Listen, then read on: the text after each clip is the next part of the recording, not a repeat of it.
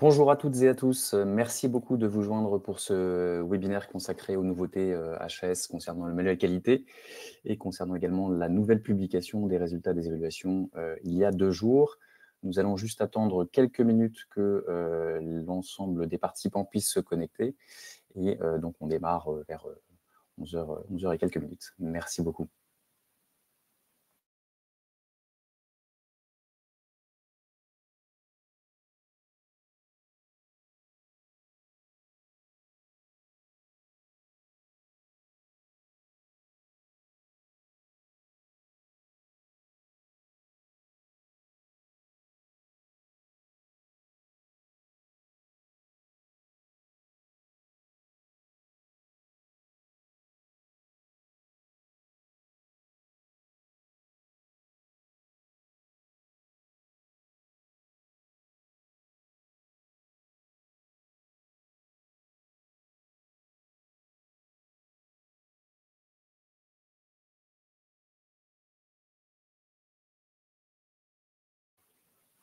Voilà, encore une ou 2 minutes de patience et on va démarrer incessamment sous peu.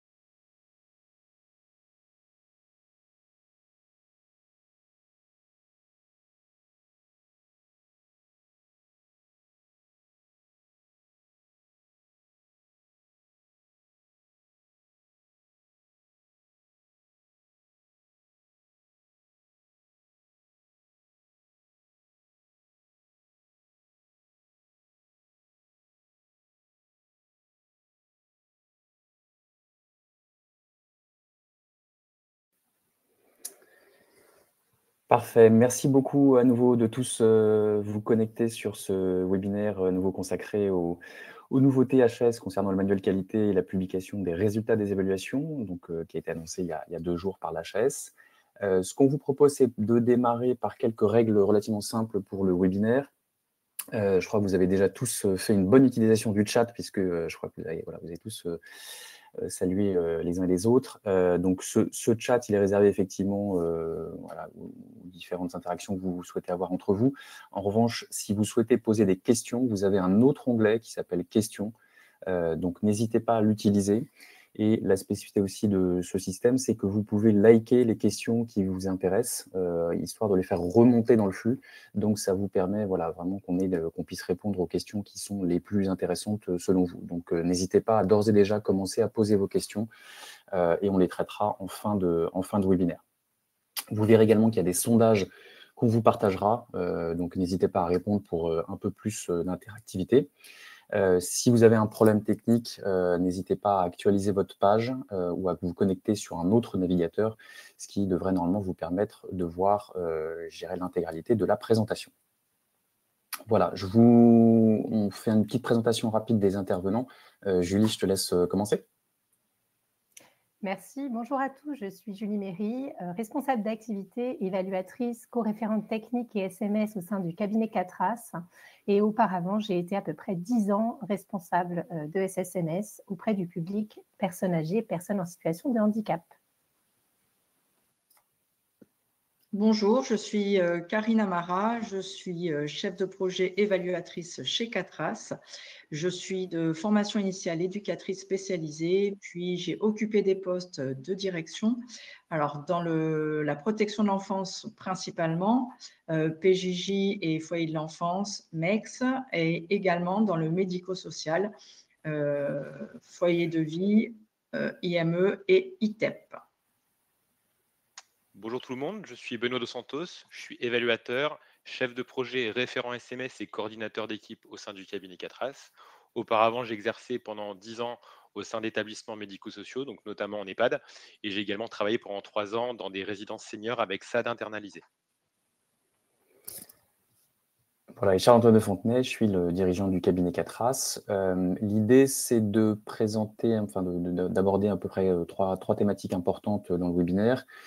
Donc, les évolutions du manuel d'évaluation de la qualité qui ont été publiées par la HAS en juillet 2025, les impacts sur la participation des personnes accompagnées et tout récemment, effectivement, la publication des résultats des évaluations sur le site Qualiscope. Voilà, donc on vous propose de vous présenter très rapidement le cabinet voilà, en quelques minutes. Donc, nous, on est un acteur de référence des évaluations de la qualité, puisqu'on avait été parmi les premiers cabinets à être habilités par l'ANOSM en 2009.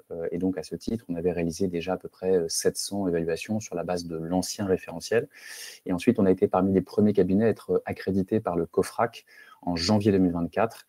Et vous voyez ensuite sur la slide les différentes étapes. Donc, ça fait voilà, maintenant quasiment deux évaluations suivies qu'on fait avec le COFRAC, puisque la prochaine arrive dans quelques semaines. On a à peu près une vingtaine de salariés. Et notre spécificité, c'est que parmi ces 20 salariés, la moitié sont des chefs de projet évaluateurs. Voilà, et donc typiquement, Julie, Karine et Benoît sont des chefs de projet évaluateurs. Et on reviendra un petit peu sur cette notion qui est assez importante.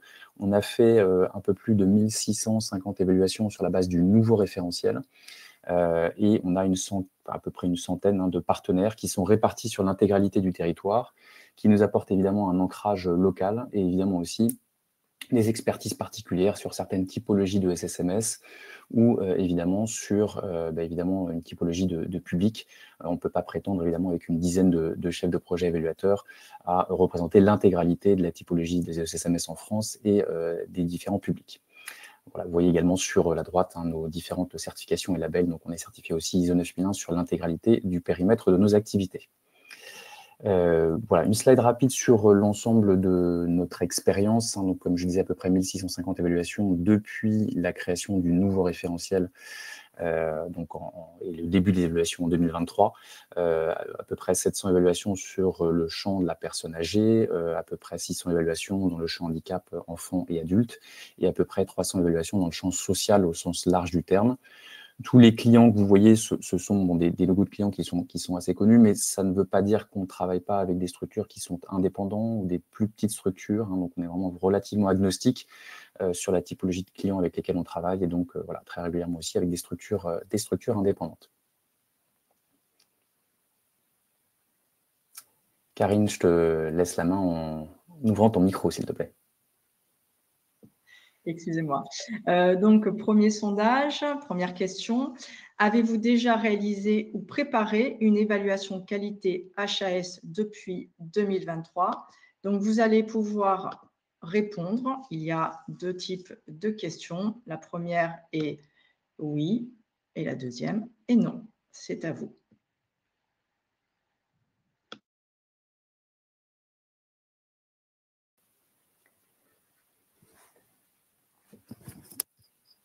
Voilà, donc le temps que l'ensemble des personnes puissent répondre, on a à peu près déjà 90 votes.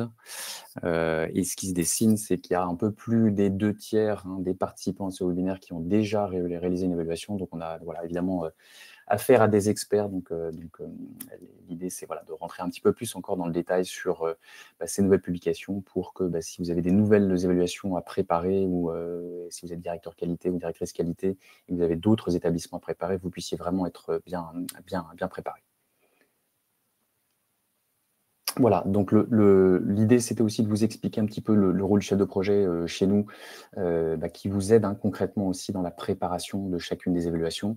Donc, comme vous l'avez compris, tous nos chefs de projet sont des salariés chez nous, ce sont tous des anciens directeurs, et donc l'idée, c'est que vous puissiez vraiment échanger avec un pair, quelque part. Les chefs de projet ont tous à minimum entre 10 et 20 années d'expérience dans le champ social et médico-social, et la plupart du temps, ils connaissent plusieurs typologies de public ou de SSMS.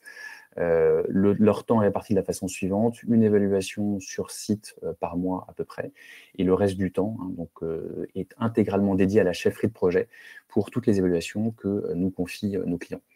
Le rôle, il se divise en 3 casquettes. Vous voyez, on a mis des petites casquettes pour rappeler que les chefs de projet sont multicasquettes, donc ils coordonnent l'ensemble des évaluations.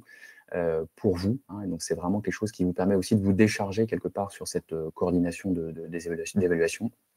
C'est votre interlocuteur unique et le chef de projet intervient sur les cadrages à plusieurs niveaux. D'abord au niveau de l'organisme gestionnaire et ensuite au niveau de chaque établissement, hein. Donc, ça permet aussi d'avoir une harmonisation quelque part des cadrages qui sont réalisés pour chaque structure. La deuxième casquette, c'est de s'assurer de la qualité des prestations.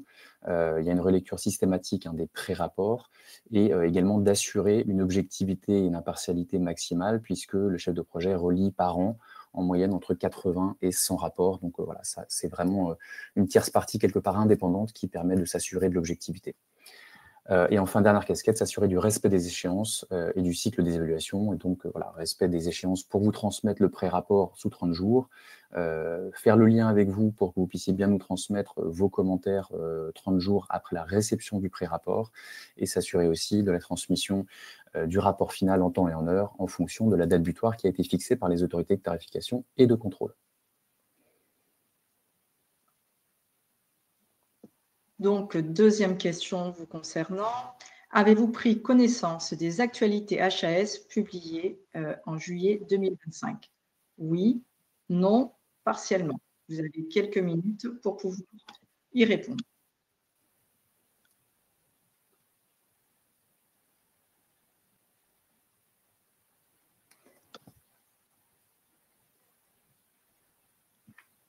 Voilà, on vous laisse juste le temps de pouvoir répondre. Ça a l'air assez mitigé.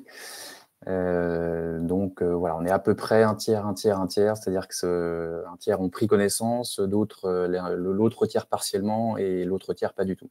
Donc voilà, donc vous êtes au bon endroit, hein, en tout cas pour 2 tiers d'entre vous, et puis pour ceux qui ont déjà pris connaissance, l'idée, voilà, c'est vraiment de vous synthétiser, je dirais, l'ensemble des éléments, puisque vous verrez qu'il y a en fait plusieurs supports qui ont été utilisés par la HAS, à la fois le manuel qualité, une mise à jour de la FAQ, d'autres documents. Donc voilà, on va rentrer un petit peu dans le détail sur ces aspects-là. Alors, de quelles évolutions parlons-nous? Avant de débuter la présentation, rappelons-nous simplement que la démarche d'évaluation vise à permettre à la personne d'être actrice de son projet, à renforcer la dynamique qualité et enfin à donner du sens à la démarche.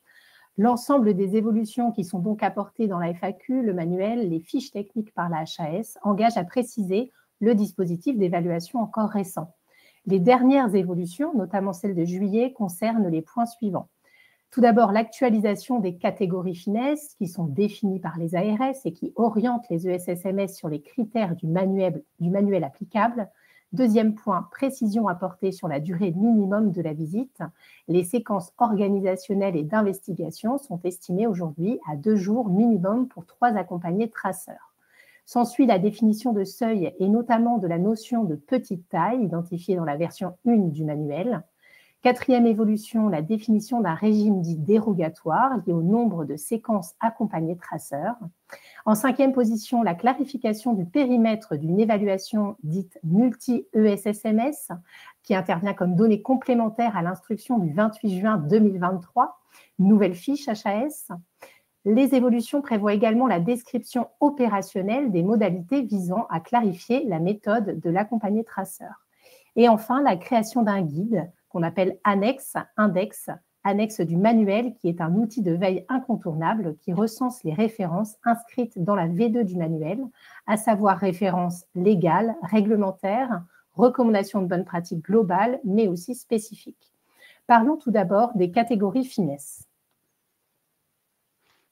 Donc, comme l'a expliqué Julie, la mise à jour du manuel d'évaluation de juillet 2025 a ajouté une liste déjà existante, un certain nombre de typologies en les classant par catégorie finesse.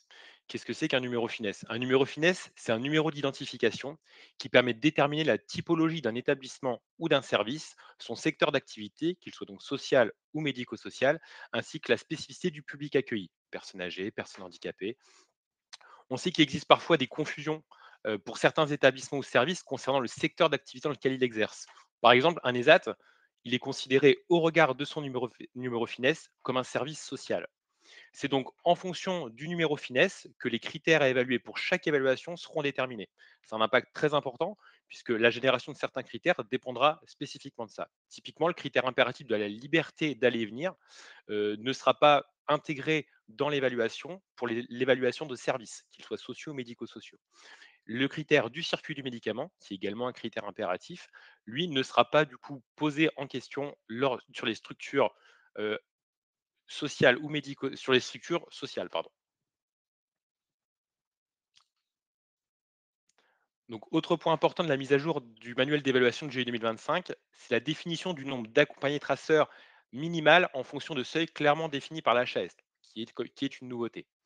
Le nombre d'accompagnés traceurs, c'est le nombre de personnes accompagnées à rencontrer dans le cadre d'une évaluation HAS. Donc, les seuils ont été fixés. Donc, on voit du coup sur le tableau qui est présenté, le nombre minimum de personnes à rencontrer est fixé à 3 pour un établissement ou un service ayant entre 1 et 29 places autorisées. Il est fixé à minima à 4 pour les ESSMS accompagnant entre 30 et 59 personnes. Il est à minima à 5 pour les ESSMS accompagnant entre 60 et 89 personnes. Il est à minima à 6 pour les ESSMS accompagnant entre 90 et 119 personnes. Il est à minima à 7 pour les ESSMS accompagnant entre 120 et 149 personnes. Enfin, il est porté à minima à 8 entretiens avec des personnes accompagnées pour les établissements ou services disposant de plus de 150 places autorisées. À ce régime général, du coup, qui a été instauré au sein du manuel d'évaluation, la HAS a également mis à jour sa foire à questions, donc sur son site, pour instaurer un régime dérogatoire qui concerne du coup les structures qui proposent des interventions individualisées dans un cadre ambulatoire ou à domicile. Donc, dans cette situation, l'activité de référence est comptabilisée en nombre de mesures, en capacité autorisée ou en nombre de personnes accompagnées au 31 décembre de l'année précédant l'évaluation. C'est donc ce nombre et ces seuils qui permettra de définir le minima de séquences accompagnées traceurs organisées dans le cadre de votre évaluation. Les seuils fixés à titre dérogatoire sont inscrits dans le tableau en bas à gauche de la slide. À ce jour, il n'y a pas davantage de précision concernant le ciblage des établissements ou des services qui seraient concernés par le régime dérogatoire. On vous a quand même cité quelques exemples qui seraient concernés par le régime dérogatoire. Les XAPA et les CMPP qui sont considérés comme des ESSMS intervenant en ambulatoire, les SAD et les CSAD qui sont considérés comme des ESSMS intervenant à domicile, les AEMO et le STEMO qui sont considérés comme des établissements ou services intervenant en milieu ouvert. À l'inverse, un ESAT ne sera pas concerné par le régime dérogatoire. Quel que soit le régime, qu'il soit général ou dérogatoire, concernant le nombre d'AT, il est important de rappeler que le nombre d'accompagnés traceurs à entendre dans le cadre du chapitre 1 doit être représentatif de la diversité des publics accompagnés et que le chiffre exact est à déterminer entre l'ESSMS et l'organisme évaluateur avec lequel il a contractualisé, tout en respectant bien sûr les seuils minimaux.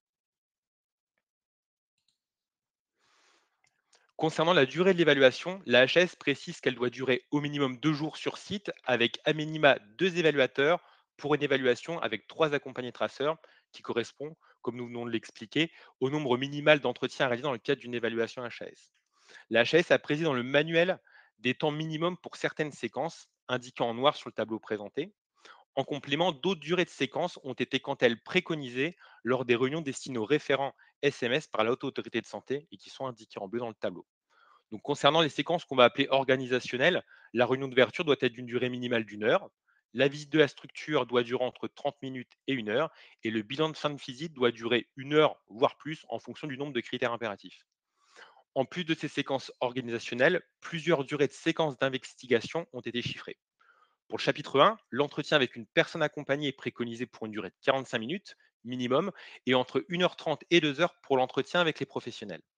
Pour le chapitre 2, la méthode du traceur ciblé, les temps préconisés pour les entretiens avec les professionnels est estimé entre 3 et 4 heures et entre 45 minutes et 1 heure pour les entretiens partie gouvernance. Donc soit une durée pour l'entretien du chapitre 2 global comprise à minimum entre 3h45 et 5 heures. Pour le chapitre 3, c'est la méthode de l'audit système, la HS prévoit dans le manuel d'évaluation une durée entre 1 heure et 1h30 pour les entretiens avec les professionnels et préconise une durée entre 3 et 4 heures minimum pour les entretiens avec la gouvernance, soit une durée totale d'entretien pour le chapitre 3 comprise entre 4 et 5h30. Enfin, le temps d'échange avec les membres du CVS est estimé à 1 heure. Tout le monde se pose la question, qu'est-ce qu'une évaluation dite multi-ESSMS? Le multi-ESSMS concerne les ESSMS portant différents numéros de finesse géographique, à la différence de l'évaluation dite multi-site qui concerne cette fois un site principal et ses antennes, soit un même numéro de finesse. La fiche décrit les conditions cumulatives qui vont conduire à la mise en œuvre d'un projet de regroupement dit multi-ESSMS. Tout d'abord, il est précisé que le projet de regroupement doit être cohérent avec la réalité organisationnelle des ESSMS que vous souhaitez intégrer au projet de regroupement, c'est-à-dire une gouvernance commune, un pilotage de la démarche qualité partagée et bien sûr une mutualisation des moyens. Les autres conditions établies définissent la nécessité d'un même organisme gestionnaire, d'une programmation des échéances avec date de remise du rapport concomitante et enfin d'un rapport qui retrace la situation de chaque ESSMS intégré au regroupement. La fiche apporte des précisions méthodologiques qui portent à la fois sur le paramétrage, mais aussi sur la conduite de ce type d'évaluation. On y précise notamment la visite obligatoire de tous les sites qui composent le regroupement sans échantillonnage des sites disposant d'un numéro de finesse propre. La représentativité des publics attendus via au moins un entretien accompagné de traceurs sur chacun des ESSMS qui composent le regroupement. Le calcul d'une capacité dite cumulée de tous les ESSMS du regroupement, le rappel de 3 accompagnés traceurs minimum par catégorie de SSMS, soit en fonction de la capacité, 6 accompagnés traceurs pour un regroupement IME-CESAD par exemple, minimum, et 3 accompagnés traceurs pour un regroupement CESAD-CESAD, minimum par exemple. Enfin, pour le regroupement de SSMS qui relèverait des 2 régimes précédemment cités pour le calcul du nombre d'AT, l'application pour tous du régime général prend effet. C'est le cas par exemple d'un regroupement ITEP-CESAD. Place au cas pratique maintenant. Donc, autre sondage concernant justement ce que vient nous annoncer Julie. À votre avis, combien de chapitres 2 sont réalisés pour une évaluation multi-ESSMS? Un seul, bien sûr. Autant de chapitres 2 que de SSMS faisant partie de l'évaluation, ou bien cela dépend des mutualisations des ressources humaines et matérielles dans le cadre d'un projet commun. Vous avez quelques secondes pour répondre. Voilà, et on rappelle, je vois qu'il y a certaines personnes qui répondent dans le chat. Il y a un petit onglet sondage que vous devez voir en bas à droite de votre écran. Donc voilà, cliquez sur ce petit onglet, comme ça vous aurez accès à tous les sondages et vous pourrez répondre évidemment directement. Voilà, donc ce que l'on voit, c'est qu'effectivement, tout le monde est assez partagé entre autant de chapitre 2 que de SSMS, où cela dépend des mutualisations des ressources humaines. Donc Julie, je te laisse donner la bonne réponse. Avec plaisir. Concernant le nombre de chapitres, le regroupement, vous l'avez compris, impose un seul et même rapport, un seul et même chapitre 3, autant de chapitres 2 que de SSMS, c'est là la règle, ou l'application d'une dérogation dans la situation de SSMS mutualisant leurs ressources humaines et matérielles dans le cadre d'un projet commun. Les conditions précédemment citées pour définir le nombre de chapitres 1 et donc le nombre de séquences accompagnées traceurs, c'est-à-dire s'agit-il de SSMS de même catégorie, quelle est la capacité de chaque ESSMS, quelle est la capacité cumulée des ESSMS du regroupement, autant de questions qui vont vous conduire à définir un nombre d'accompagnés de traceurs adapté. Ouais, donc ce qu'on voit quand même, pardon, petit point là-dessus, ce qu'on voit quand même, c'est que la HAS a un petit peu restreint, on va dire, la capacité à faire un seul chapitre 2 par regroupement, donc par évaluation multi-ESSMS, et que du coup, il faut vraiment maintenant remplir l'ensemble des conditions qui ont été mentionnées par Julie pour voilà, ne faire qu'un seul chapitre 2 concernant les évaluations d'égalité multi-ESSMS. Place au nouveau sondage.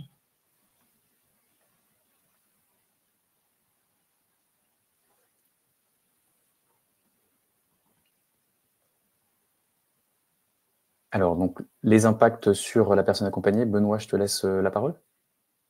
Oui, bien sûr. Donc, la mise à jour du manuel d'évaluation a mis en avant de nouvelles propositions afin d'améliorer le déroulé des entretiens avec les personnes accompagnées dans le cadre de l'évaluation. Suite à différents retours d'expérience, il est apparu facilitant que l'organisme évaluateur communique en amont de la visite l'identité et la photo des intervenants à l'ESSMS afin que les personnes accompagnées puissent en être informées et que les intervenants soient identifiables par l'ensemble des usagers le jour de l'évaluation. Lors de l'évaluation, c'est aussi préconisé qu'il le port d'un badge afin que voilà, lors de sa visite, il n'y ait pas de personnes qui ne sachent pas qui intervient au sein de l'établissement. Aussi, il a été défini qu'au plus tôt 2 semaines avant la visite d'évaluation et au plus tard le jour de la visite, les intervenants font le choix définitif des personnes à rencontrer sur la base de la présélection présentée par le SSMS. La HAS a rappelé que la présélection et la sélection des accompagnés traceurs devaient permettre un entretien avec des personnes au profil diversifié pour assurer une représentativité, permettant d'aborder les différentes modalités d'accompagnement proposées par le SSMS. Les consentements sont également vérifiés au moment de la visite d'évaluation.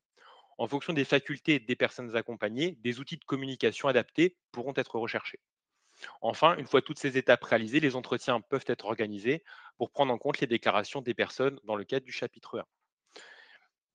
Ces retours d'expérience sont également confiés à l'ESSMS certaines missions, notamment de s'assurer de la bonne présence des accompagnés traceurs dans les entretiens. On sait que c'est parfois difficile de les mobiliser sur certains temps. Donc, il est précisé que c'est dans l'idéal de prévoir des temps spécifiques qui jouxtent l'entretien avec la personne accompagnée, permettant ainsi de s'assurer sa présence au moment de l'entretien. Pour les personnes accompagnées qui seraient présentes dans la présélection, mais qui ne seraient pas retenues au final dans la sélection finale, donc qui ne seraient pas vues dans le cadre du chapitre 1, il est précisé que les établissements ont la possibilité de les faire participer à la visite de l'établissement afin de limiter la frustration. Quelle nouveauté pour les accompagnés traceurs? Pour rappel, l'entretien avec les accompagnés traceurs est indispensable au bon déroulement de la méthode d'évaluation et pour répondre, souvenez-vous, à l'objectif de permettre à la personne d'être actrice de son projet. Il y a donc nécessité à renforcer la participation des accompagnés traceurs et cela même en situation complexe. En complément des bonnes pratiques précédemment citées, des cas spécifiques sont aujourd'hui identifiés dans le manuel en version 2. Lorsque l'ESSMS accompagne une famille, par exemple en CHRS, l'entretien est réalisé en présence de l'AT et des membres de la famille afin d'investiguer l'accompagnement global mis en œuvre.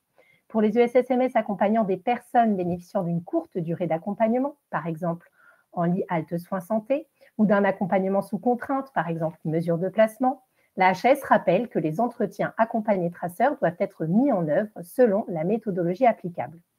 Les ESSMS de petite taille accompagnant 6 personnes ou moins, les ESSMS procédant à l'évaluation d'une situation individuelle ou familiale, par exemple le service d'AEMO, ou à des mesures d'accompagnement spécifiques, par exemple le CRA, ont la possibilité d'élargir la présélection des AT aux personnes dont l'accompagnement a pris fin dans un délai de 3 mois. Enfin, pour lever la limite concernant la mobilisation des personnes accompagnées dans les services ou encore des accompagnants choisis par les accompagnés traceurs, il est désormais possible de communiquer à l'ESSMS au plus tôt 2 semaines avant la visite et au plus tard le jour de la visite, le choix définitif des accompagnés traceurs qui seront rencontrés par les évaluateurs. Nous vous proposons maintenant un focus sur l'outil clé que représente l'index du manuel.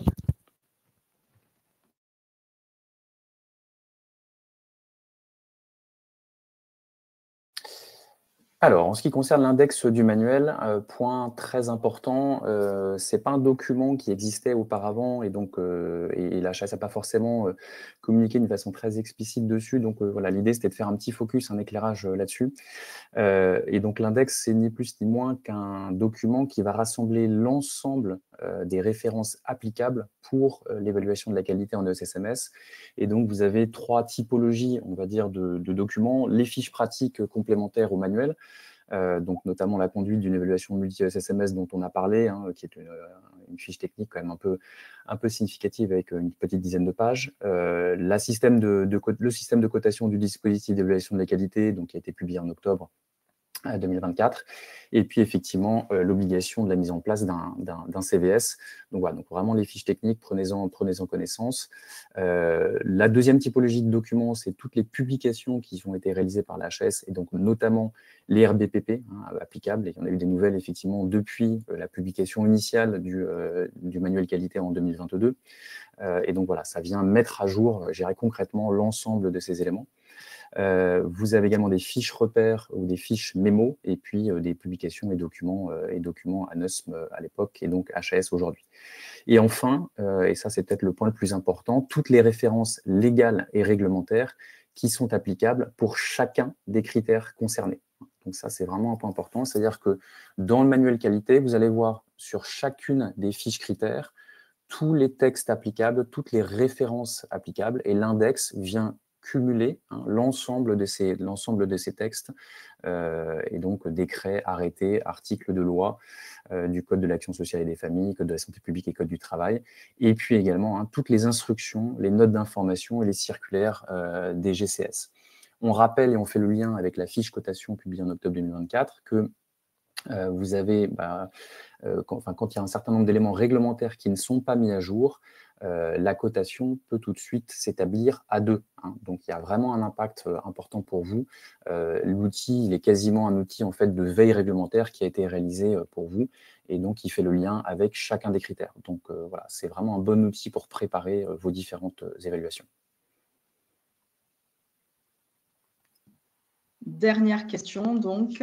Avez-vous pris connaissance des nouvelles modalités de publication des résultats d'évaluation diffusées le 16 septembre 2025? Donc, vous avez plusieurs réponses, pardon, excusez-moi. La première, oui. La deuxième, non. Et la troisième, partiellement.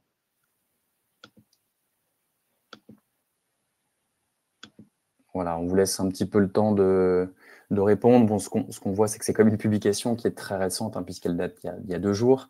Mais je vois que vous avez été très assidus et que pour quasiment la moitié des participants, vous avez déjà pu prendre en partie connaissance, tout ou partie connaissance de ces modalités. L'idée, c'était de faire un petit point un peu plus détaillé sur ces nouvelles modalités, parce que le diable se cache un petit peu dans les détails en ce qui concerne ces publications des résultats. Donc, tout d'abord, la publication, elle se fait de 2 façons. Vous avez une fiche à afficher dans les locaux de chaque établissement qui ne comprend que le niveau global de la qualité. Donc, les fameuses lettres ABCD que vous voyez en bas. Et cette fiche comprend également la moyenne des cotations obtenues sur les 9 thématiques, donc bientraitance éthique, droit de la personne accompagnée, etc. Mais voilà, ce sont les seules informations qui sont, je dirais, indiquées dans les fiches à afficher sur le logo. En revanche, quand vous allez ensuite sur le site, sur votre fiche SMS sur Internet, donc sur le lien Caliscope, vous verrez que la fiche, elle est un peu plus détaillée, et donc elle donne notamment accès par chapitre des cotations par thématique. Elle donne accès au nombre de critères impératifs atteints et surtout, elle permet de télécharger une version allégée du rapport d'évaluation qui vient détailler les cotations par chapitre et par critère. Il n'y a pas, en revanche, pas d'appréciation générale ni de commentaires qui soient indiqués sur ce rapport. Voilà, comment ont été établis ensuite ce niveau global de la qualité? Vous voyez sur le graphe en bas à droite que c'est un modèle à 2 dimensions. La première dimension, c'est la moyenne des objectifs. Vous savez que dans l'évaluation, il y a à peu près 42 objectifs. Et la spécificité de cette dimension, c'est qu'on va valoriser l'objectif 3.10 qui concerne la démarche d'amélioration continue. Et donc, quand on dit valoriser, ça veut dire qu'il y a une surpondération de 10% sur ce critère-là. En tout cas sur cet objectif, et 90% pour les 41 autres objectifs. Donc, encore une fois, l'idée, c'est que vous puissiez, pareil, pour essayer d'optimiser vos cotations, bien préparer en amont cet objectif 3.10 et tous les critères qui sont constitutifs de cet objectif. La deuxième dimension, c'est le taux d'atteinte des critères impératifs. Donc, voilà, on rappelle, ça vient renforcer encore plus le poids je dirais, des critères impératifs dans l'évaluation, puisque voilà, vous voyez que sur la slide d'après, on va avoir sur le haut l'échelle qualité avec en haut, donc sur les colonnes, le pourcentage de critères impératifs atteints. C'est assez simple. Vous avez 17 critères impératifs remplis sur 18. Vous allez vous situer tout simplement dans la catégorie entre 90 et 100%. Donc, c'est vraiment quelque chose d'assez simple à calculer. Et ensuite, en ligne, vous avez donc du coup la moyenne générale repondérée, donc des objectifs, qui va s'échelonner selon plusieurs catégories. Et donc là, par exemple, si je prends la catégorie entre 50 et 66,67%, c'est une moyenne entre 2,5 et 3 en moyenne repondérée. Voilà, on vous a donné un petit exemple si vous regardez l'établissement numéro 6 pour que vous puissiez bien comprendre la dynamique. Donc l'établissement 6, c'est un établissement médico-social. Il y a eu 8 critères impératifs qui ont été non satisfaits. La moyenne hors objectif 3.10, donc des 41 objectifs, a été à 3,31. La cotation du 3,10 a été à 4, et donc la moyenne pondérée, que vous voyez entourée en rouge, elle est de 3,38. Et donc, on va se situer dans le seuil 66,67 à 80. Et donc, si vous reportez sur ce seuil-là en haut, vous prenez voilà, la ligne 66,67 à 80. Et on va croiser ça avec la ligne 50 à 67. Et donc, on se situe, puisque on est sur 56% de taux d'atteinte des critères impératifs avec 8 critères impératifs sur 18. Et donc, on va obtenir une moyenne de cotation AC. Donc, voilà pour vous donner une petite idée. Alors, il y a quelques points de vigilance, et c'est là où vraiment il faut rentrer dans le détail pour bien comprendre, on va dire, ces publications de résultats. Alors, il y a un peu un effet de seuil quand même sur les deux axes pour maintenir, on va dire, une cotation AB. Le premier effet de seuil, c'est vraiment celui qui concerne la colonne 50 à 66,67, qui correspond en fait à 6 critères invalidés ou plus. C'est-à-dire que dès que vous dépassez les 5 critères invalidés et que vous arrivez à 6, vous tombez quelque part, vous basculez dans ce seuil à 50 à 66. Et si on rebascule sur le slide d'avant, vous regardez la colonne, en fait, pour maintenir une cotation AB, vous n'avez pas d'autre choix que d'avoir une moyenne pondérée qui est assez élevée concernant les objectifs. Vous voyez, vous n'avez que deux possibilités, soit entre 80 et 90%, soit supérieur à 90%. Voilà. La réciproque est vraie, c'est-à-dire que quand on regarde la ligne, c'est-à-dire la moyenne repondérée des objectifs, dès qu'on est en dessous de 3, on bascule dans la classe 50 à 66,67. Donc, quand on dit en dessous de 3, c'est de 3 en moyenne pondérée. On bascule dans la classe à 50-66. Donc, je remets le slide là. Donc, vous êtes sur la ligne 50 à 66 et vous voyez que vous n'avez pas d'autre choix que d'avoir l'intégralité des critères impératifs validés pour maintenir une cotation AB. Voilà. Donc, il y a certains effets de seuil, donc c'est important d'avoir ça en tête aussi pour bien préparer vos évaluations. Deuxième point qui va répondre aussi à une question que je vois dans le chat, effectivement, enfin dans les questions, dans l'onglet questions, il y a des incohérences entre le rapport d'évaluation que vous avez reçu et la fiche ESSMS en ligne.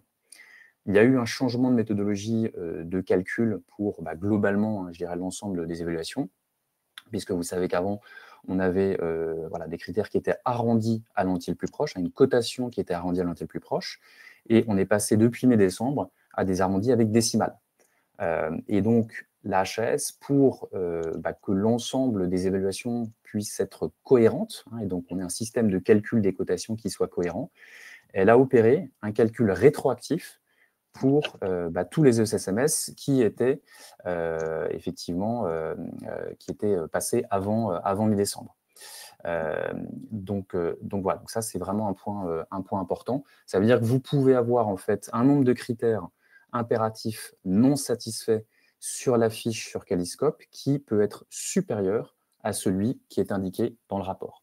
Donc ça, c'est vraiment un point important et on comprend que ça puisse introduire un peu de confusion, mais on comprend que l'objectif de la HAS, c'est d'essayer d'introduire le maximum de cohérence globalement sur ce sujet-là. Ensuite, vous avez donc le niveau global de la qualité, donc la lettre, qui est valable jusqu'à la prochaine évaluation. C'est-à-dire que potentiellement, c'est 3, 4, parfois 5 années. Et il n'est pas prévu aujourd'hui de contre-visite pour améliorer la lettre. Je vous renvoie aussi, pareil, à la FAQ Caliscope. Vous voyez à chaque fois, quand vous recevrez la présentation, en haut à droite de chaque page, vous avez le petit encart avec le lien direct sur chacun des documents qui sont concernés par les nouvelles modalités. Donc, voilà un petit peu, je dirais, les points de vigilance que l'on peut voir sur la publication des résultats qui sont quand même des points de vigilance relativement importants. Voilà, c'est maintenant la séquence des questions-réponses. Donc, n'hésitez pas, dans l'onglet « Questions », à appuyer sur la petite flèche pour faire remonter les questions. Je peux déjà répondre à la première question, et pardon, je vais le refaire à l'oral, mais oui, vous pourrez recevoir tout le diaporama, il n'y a aucun problème. On vous demandera juste, en fait, pour que vous puissiez recevoir le panorama et donc la présentation, que vous puissiez répondre à une petite enquête de satisfaction qui s'affichera automatiquement à la fin de ce webinaire, donc à la fin de la session de questions-réponses. Voilà, la deuxième question, la plus importante, pourquoi la HAS applique la nouvelle cotation dans la publication des résultats, même sur les évaluations qui ont eu lieu avant la nouvelle cotation? Voilà, je pense qu'on a déjà aussi partiellement, en tout cas intégralement répondu à la question.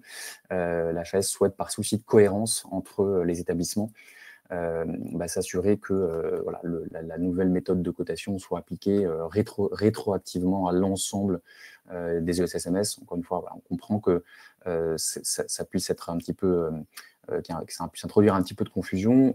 Je rappelle quand même que ce que vous devez afficher dans le local, dans l'établissement, ne comprend pas le nombre de critères impératifs atteints.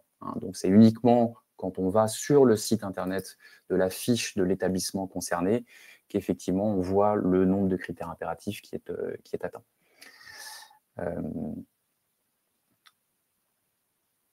Voilà, je reprends une autre question. Alors, hop, ça a sauté. Est-ce que l'accueil de jour adossé à l'EHPAD est concerné par l'évaluation? Quelle modalité dois-je mettre en place en amont? Est-ce que Julie ou Benoît voulaient répondre à cette question? Donc, je répète la question. L'accueil de jour adossé à l'EHPAD est concerné par l'évaluation. Quelle modalité dois-je mettre en place en amont? La première question à se poser, c'est l'accueil de jour bénéficie-t-il d'une autorisation distincte de celle de l'EHPAD? Si ce n'est pas le cas, vous êtes sur une situation d'évaluation qu'on pourrait appeler unique, évaluation d'un EHPAD. Ce qu'on attend, c'est que la représentativité de l'ensemble des modalités d'accompagnement soit évaluée, c'est-à-dire que les accompagnés traceurs, donc les personnes qui sont accompagnées au sein de cet accueil de jour, devront faire partie de la présélection pour que les évaluateurs puissent investiguer l'ensemble des modalités d'accompagnement. De la même façon, les investigations qui porteront plutôt sur l'organisation, le SSMS, le déploiement de vos process, devra prévoir la présentation à la fois du projet de l'EHPAD, mais également peut-être du sous-projet de ce service s'il y en a un, et la représentativité au sein des groupes de professionnels, notamment dans le cadre du chapitre 2, avec des professionnels qui maîtrisent le fonctionnement de cet accueil de jour. Merci Julie. Dans quelle catégorie entrent les résidences autonomie accueillant des personnes âgées?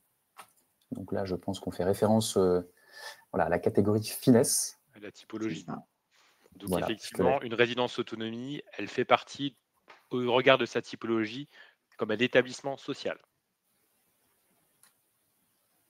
Donc il ne va pas être concerné par le circuit du médicament. Par exemple, sur les critères impératifs, il sera épargné d'une grande partie des critères relatifs à l'accompagnement à la santé.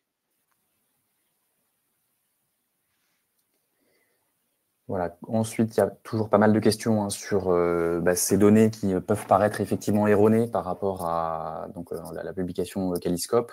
Et donc, qu'est-ce qu'on a comme recours quelque part pour essayer de modifier, de corriger qui pourraient être erronés. Donc, je pense que le premier point, c'est peut-être de faire l'exercice qu'on a pu faire ici, c'est-à-dire de retravailler, vous voyez ici en bas à gauche, de retravailler l'ensemble des données qui étaient des données initiales, de les retraduire sous forme de décimales et puis de voir concrètement si ça correspond à ce nouveau système de cotation. Donc, c'est un travail un peu fastidieux. Si vous constatez qu'il y a vraiment des éléments erronés, n'hésitez pas à envoyer un email à la HS pour qu'elle puisse éventuellement modifier certains éléments.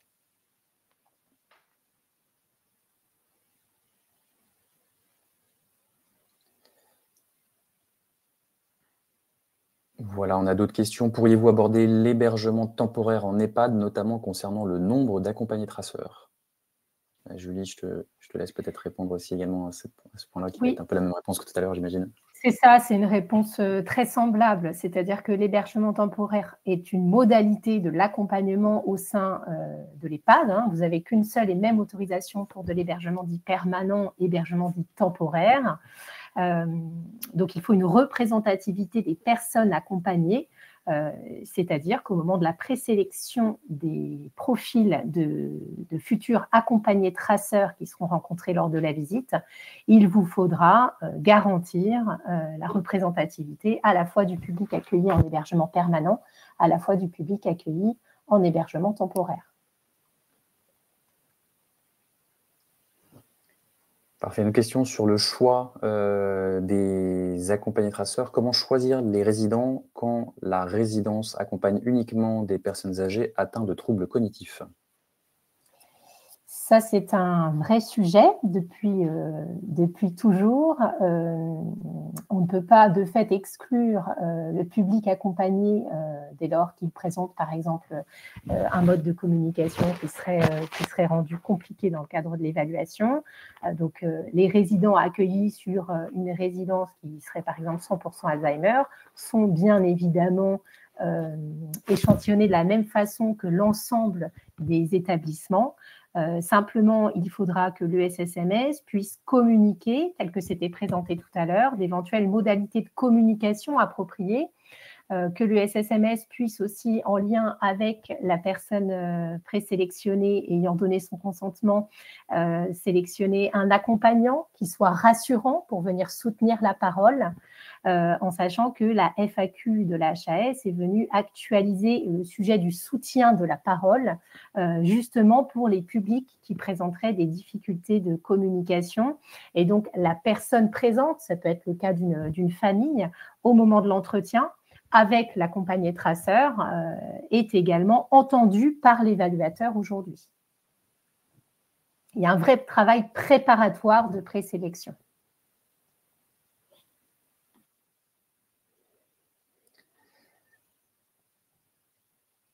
Parfait. Ensuite, des questions sur un petit peu on n'a pas fait pas mal de questions sur les accompagnés traceurs, des questions sur le multisite. Dans le cas d'un établissement multisite, une visite est-elle possible chaque début de journée de l'évaluation?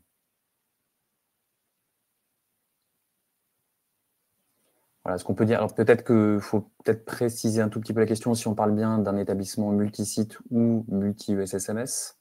Mais si c'est vraiment du multisite, c'est-à-dire un seul numéro finesse avec plusieurs antennes, je commence la réponse, Julie, mais je te laisse compléter, ou Benoît.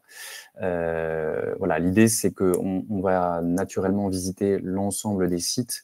L'idée, c'est d'être assez souple pour qu'on puisse généralement coupler la visite de l'antenne ou du site avec un échange avec l'accompagné traceur qui est attaché à cette antenne ou à ce site.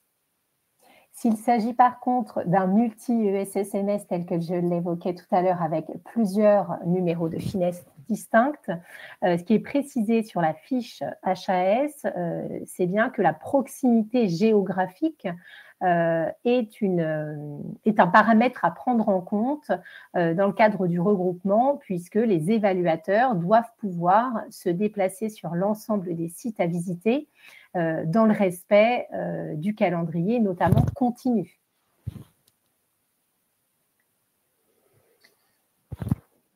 Voilà, autre question, comment connaître la cotation moyenne d'un certain type d'établissement?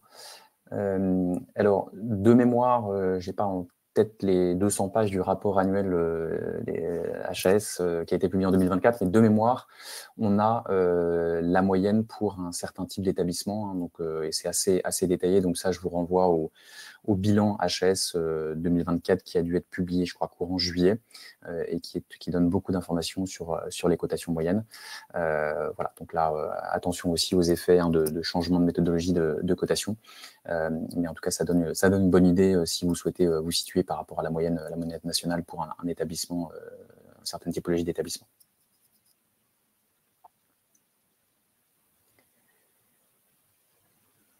Voilà, on regarde les autres questions également. Alors, je pense que ça, c'est un autre point important. Sur du multi-ESSMS, un FAM, un EHPAD, un EPA, PHV et un ESAT peuvent-ils prétendre à une évaluation multi-ESSMS?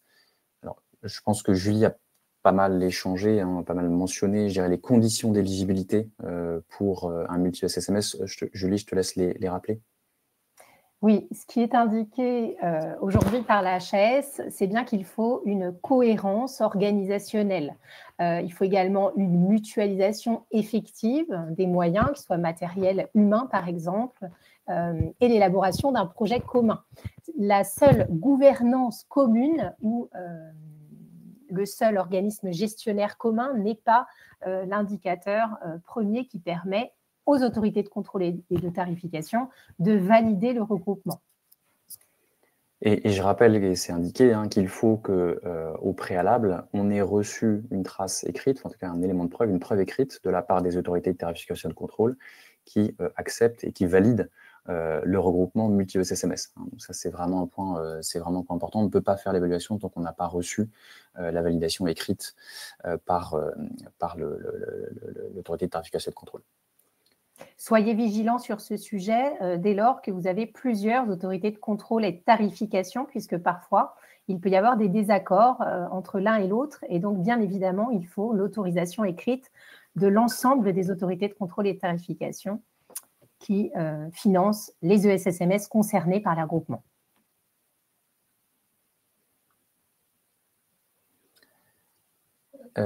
Autre question intéressante, concernant les enfants non-verbaux, est-ce que l'accompagné traceur sera le parent? Alors, ce qu'on a pu identifier tout à l'heure, c'est qu'il y a la situation pour laquelle le SSMS accompagne l'enfant directement, mais il y a également la situation pour laquelle le SSMS accompagne la famille. Dans tous les cas, l'enfant doit être présent, l'accompagné traceur identifié doit être présent. La famille est, dans le premier cas, lorsque l'enfant est seul accompagné, présente à la demande de l'enfant le plus souvent, ou une personne de son choix, et va venir expliquer les conditions d'accompagnement telles qu'on pouvait le définir juste avant, dans la situation où vous avez un enfant qui serait non-verbal ou peu communicant. Si jamais on est sur un accompagnement familial, bien évidemment, la famille est entendue au sens groupe accompagné. Parfait. Voilà, n'hésitez pas à nouveau à indiquer, à liker les questions pour les faire remonter, pour qu'on puisse essayer de répondre aux questions les plus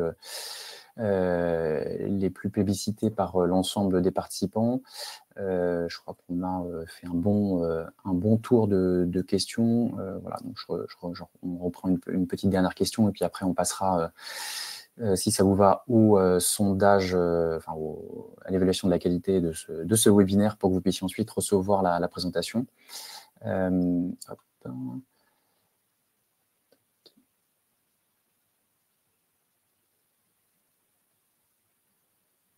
Alors, 2 jours minimum pour une évaluation avec 3 accompagnés traceurs. Mais alors, est-ce possible de réaliser une évaluation de 2 jours avec 2 évaluateurs en réalisant 4 ou 5 accompagnés traceurs?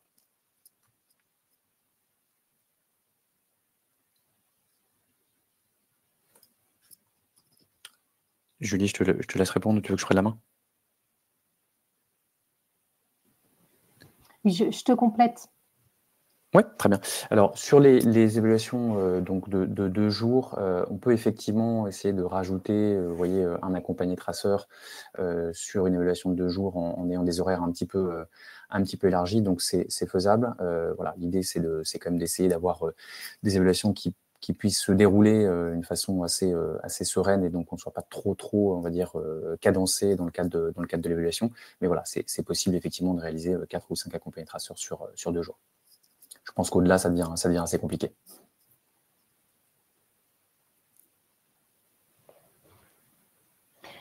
L'élément peut-être que je peux donner pour compléter, c'est que la qualité de la préparation réalisée auprès de l'ESSMS est vraiment un facteur de réussite dans la conduite d'une évaluation telle qu'on l'évoque ici sur 2 jours.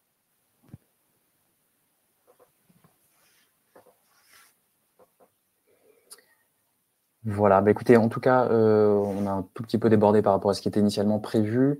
Ce qu'on vous propose, c'est d'accéder directement après au sondage. Donc, on vous a mis toutes les ressources documentaires dont on a parlé, vous l'avez bien compris, c'est quand même un peu touffu, je dirais, l'ensemble des nouvelles modalités.